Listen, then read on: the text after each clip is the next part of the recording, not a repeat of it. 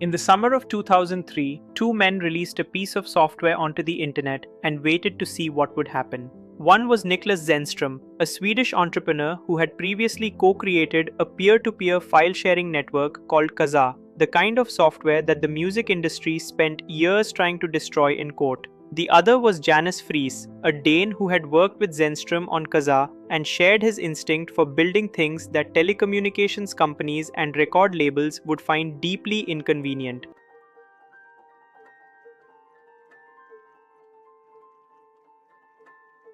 The software they released in August 2003 was called Skype.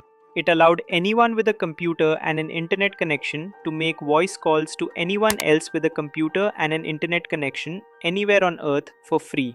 Not nearly free, free.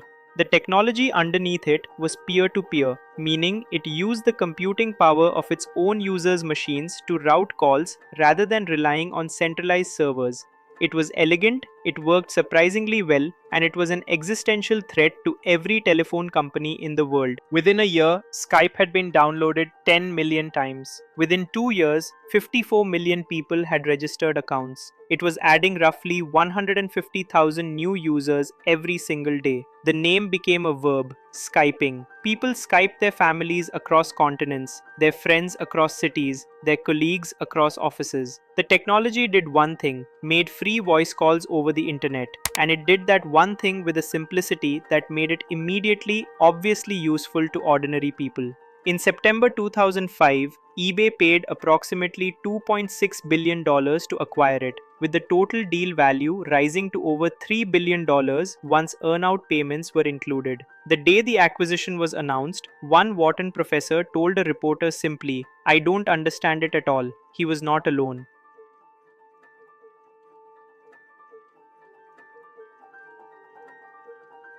To understand why eBay wanted Skype, you have to understand what Meg Whitman, eBay's chief executive, believed she was building. eBay had been founded in 1995 by Pierre Omidyar as an online auction platform. Whitman had joined as CEO in 1998 when the company had revenues of around $5.7 million. Under her leadership, it had become one of the defining internet companies of the early 21st century, a global marketplace connecting millions of buyers and sellers with a payments infrastructure built around PayPal, which eBay had acquired in 2002 for $1.5 billion in what became the most celebrated acquisition in the company's history. The PayPal deal provided the template through which Whitman understood the Skype acquisition. PayPal had worked, she argued, because payments were a form of friction in e-commerce, a point of difficulty and hesitation between the moment someone decided to buy something and the moment money changed hands. PayPal had reduced that friction. The transaction rate had improved. Revenues had grown. The acquisition had been transformative. Now Whitman looked at the process of buying and selling on eBay and identified a different kind of friction: communication. When a buyer was interested in a high-value item, a car, an antique, a piece of jewelry, a property, they often had questions that email could not efficiently resolve. Email was slow. Responses might take hours. Buyers could change their minds in the interval. A phone call between buyer and seller, Whitman argued, could close those deals faster, build confidence, reduce misunderstandings, and increase completed transaction rates across the platform. Skype, on this logic, was the PayPal of communication. It would remove friction. It would increase completion rates. Buyers would call sellers. Sellers would call buyers. Skype's global user base of tens of millions would cross-pollinate with eBay's global marketplace of hundreds of millions. The combination, Whitman told analysts on a conference call the morning of the announcement, would create an unparalleled e-commerce and communications engine. She described communications as the heart of e-commerce and community, and called Skype a natural fit for eBay and PayPal. The analyst community was, to put it diplomatically, unconvinced. One Wharton business and public policy professor was direct. "I don't understand it at all. I see internet voice as a natural adjunct to instant messaging. It would have made sense if Google had bought Skype, but I just don't see the synergy." A Forrester research analyst was blunter still, writing that the deal did not add up to the price paid and that Skype provided no sustainable advantage to eBay in either communications or community. The market agreed. eBay's stock on the day of the announcement reflected the skepticism immediately. The question being asked, quietly at first and then with increasing urgency over the following 2 years, was whether the PayPal analogy was sound and whether Whitman had correctly identified the problem she was trying to solve.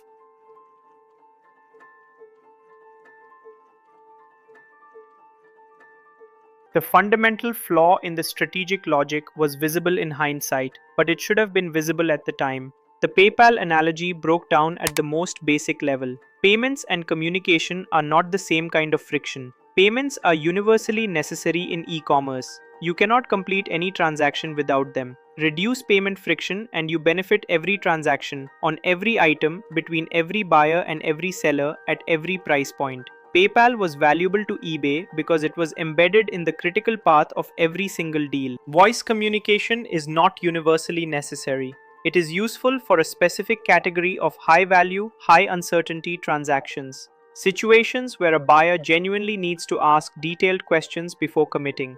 But for the vast majority of eBay transactions, a used book for $7, a DVD for $4, a phone case for $12, nobody wanted to call anybody. The whole point of online auctions was anonymity and convenience. You browsed, you bid, you paid, you received. That was the product. Introducing a phone call into that process was not reducing friction. For most users, it was adding it. And then there was the question of whether eBay buyers and sellers actually wanted to speak to each other at all. The anonymity of the platform was not a bug. For many users, it was a feature. Buyers trusted the feedback system to evaluate sellers without needing a personal conversation. Sellers, many of whom operated small but high-volume operations, had no interest in fielding phone calls from individual buyers about items worth $20. The friction Whitman identified was real in a narrow category of high-value listings. It was irrelevant to the overwhelming majority of eBay's transaction volume. When eBay ran integration pilots, testing Skype-enabled calling between buyers and sellers in certain categories and markets, the uptake was negligible. Users in the Netherlands pilot, one of the first test markets, showed almost no inclination to use the voice feature. The data that came back from integration experiments did not support the strategic premise. Buyers did not call sellers. Sellers did not call buyers. The e-commerce and communications engine did not ignite. Inside the combined company, the integration problems compounded the strategic failure. eBay and Skype were culturally misaligned in ways that were different from the culture clashes of the other mergers covered in business schools alongside this one. There was no national incompatibility, no engineering versus finance divide, no century of institutional history on one side and none on the other. The mismatch was more specific. eBay was a mature, process-driven marketplace business, accustomed to measuring everything in transaction data, optimizing funnels, and managing large engineering teams against defined commercial objectives.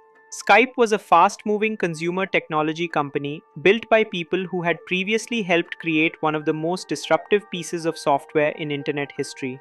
It attracted engineers who wanted to build things that were technically interesting and used at scale. Zenstrom stayed on as Skype's CEO, reporting to Whitman for a period after the acquisition. But the relationship between the Skype founders and eBay's management was difficult from early on. The founders had built Skype in the image of their own values: technical ambition, speed, a certain irreverence toward incumbent telecommunications players, and found eBay's corporate governance culture poorly suited to the kind of organization they had created.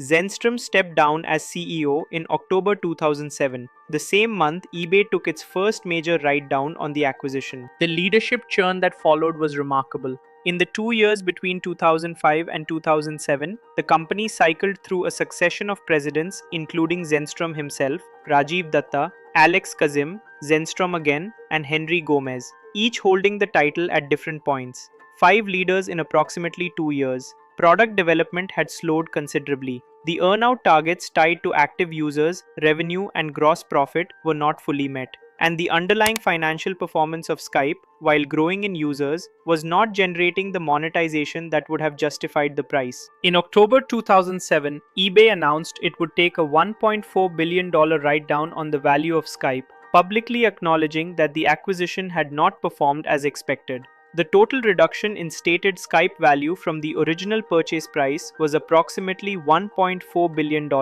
an admission 2 years after closing that the deal had been done at a substantial premium to what the business was actually worth to eBay. Then came a problem so fundamental that it threatened not just the acquisition's value, but the ability to sell Skype to anyone at all. The key to fixing Skype was winning over the company's mercurial founders, who actually owned the rights to the software underlying the service. Without that intellectual property, it would be impossible to unleash Skype's potential. When eBay began exploring a sale or IPO of Skype in 2009, Zenstrom and Fries, now estranged from eBay management and no longer running Skype, filed suit claiming that eBay had used and shared the peer-to-peer technology in ways that violated the terms of the license. The litigation sought damages that could have run into the hundreds of millions of dollars per day. The suit was not merely a negotiating tactic.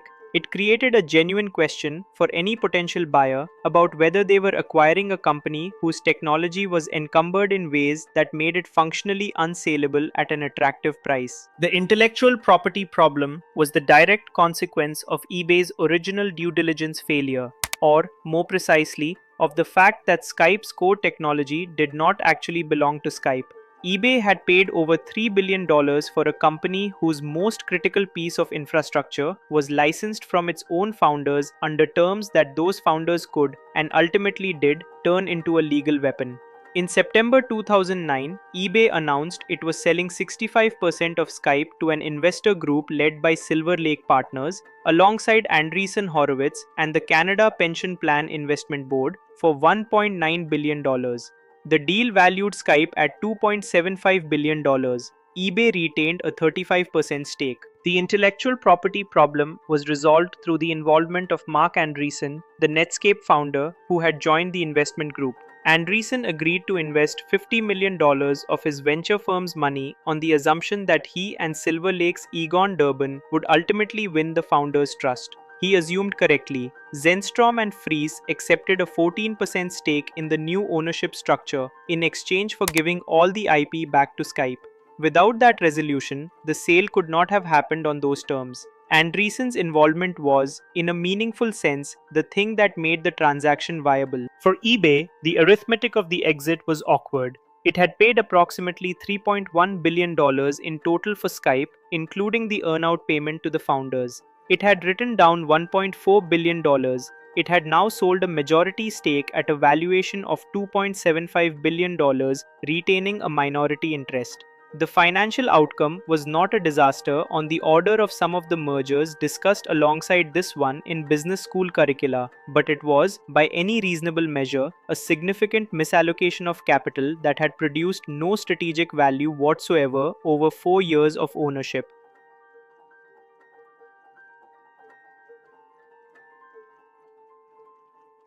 In May 2011, Microsoft acquired Skype from the Silver Lake Consortium for $8.5 billion. At the time, the largest acquisition in Microsoft's history, paid at 32 times Skype's operating profits. Steve Ballmer, Microsoft's CEO, described Skype as phenomenal. The deal was driven by Microsoft's anxiety about its position in mobile and consumer internet, where it had consistently failed to establish relevance, while Apple and Google built empires.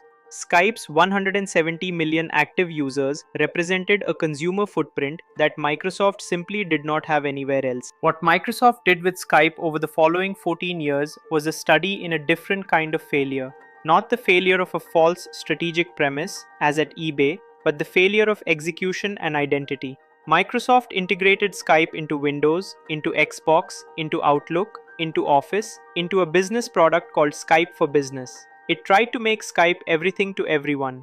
It stripped out the simplicity that had made the original product beloved. It chased younger users in 2017 with a redesign that borrowed heavily from Snapchat, a move that alienated existing users without attracting new ones. It built Microsoft Teams as a Slack competitor for enterprise customers and then ran Skype and Teams in parallel for years, splitting engineering resources and confusing users about which product was actually the future. When the COVID-19 pandemic forced the world online in March 2020, Skype had 40 million daily active users. Zoom, which had been founded in 2013 by a former Cisco engineer, grew from around 10 million daily meeting participants in December 2019 to over 300 million by April 2020 in roughly 4 months. Skype, which had been doing exactly what Zoom did for over 15 years, was barely mentioned in the coverage of the remote work revolution. It had become so associated with Microsoft's corporate bureaucracy, so burdened by the accumulated weight of its attempted reinventions, that consumers instinctively reached for a new product rather than the original. In February 2025, Microsoft announced that Skype would be retired on May 5, 2025, with users redirected to Microsoft Teams. The service that had once added 150,000 users a day, that had made Skyping a verb in the way Googling was a verb, that had been bought and sold for billions of dollars across 3 separate ownership structures, was shut down on a Monday in May. Monthly active users had fallen from over 300 million at peak to 36 million in 2023. Microsoft said it would retire Skype to focus on Teams, its modern communications and collaboration hub already used by hundreds of millions. The eBay Skype story is, in some ways, the cleanest possible case study in what strategists call synergy failure, the gap between the synergies described in an acquisition announcement and the synergies that actually materialize in the years that follow. The logic Whitman presented was internally coherent. Communication does matter in commerce. Reducing friction does create value.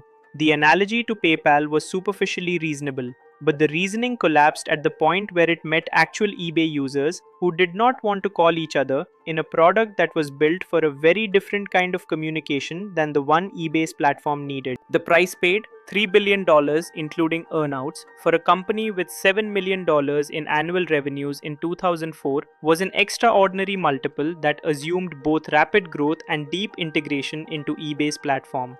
The growth materialized, the integration did not. Skype's revenues reached $551 million by 2008 under eBay's ownership, but those revenues came from Skype out calls, users paying to call landlines and mobile phones, and from premium subscriptions, not from anything to do with eBay's marketplace. Skype grew, but it grew as a standalone communications product entirely independent of the strategic rationale for the acquisition. That distinction matters. eBay did not need Skype to be a successful standalone communications product. It could have invested in Skype as a financial asset if that had been the intent. What it needed Skype to be was a communications layer that made eBay transactions happen more often and more efficiently. That product was never built because the demand it was supposed to serve did not exist in the volumes required. The intellectual property problem added a layer of structural negligence to the valuation error. Paying $3 billion for a company without first confirming clear ownership of the technology underpinning the entire product is not due diligence. It is the absence of due diligence. The fact that it did not ultimately prove fatal to Skype's value, because Andreessen managed to resolve the founder's IP claims through the Silver Lake transaction, does not diminish the original failure. It merely means eBay was fortunate in the manner in which it was let off the hook. The PayPal acquisition, done 3 years earlier for $1.5 billion, returned more value to eBay than any other decision the company made in its first decade as a public company. It became, eventually, a company worth over $300 billion when it was separated from eBay in 2015. The Skype acquisition, done for twice the price, produced 4 years of integration difficulty, a $1.4 billion write-down, a legal dispute over the technology it had paid for, and an exit at a loss. 2 acquisitions. The same CEO, the same company, the same period of time. Outcomes at almost opposite ends of the spectrum. What separated them was not the quality of execution, though execution matters. What separated them was the quality of the underlying premise. PayPal solved a problem that every eBay user had every time they used the platform. Skype solved a problem that some eBay users had, occasionally, in specific transaction categories, in ways that most of them didn't actually want to solve with a phone call. The premise was wrong. And when the premise is wrong, no amount of execution can make it right.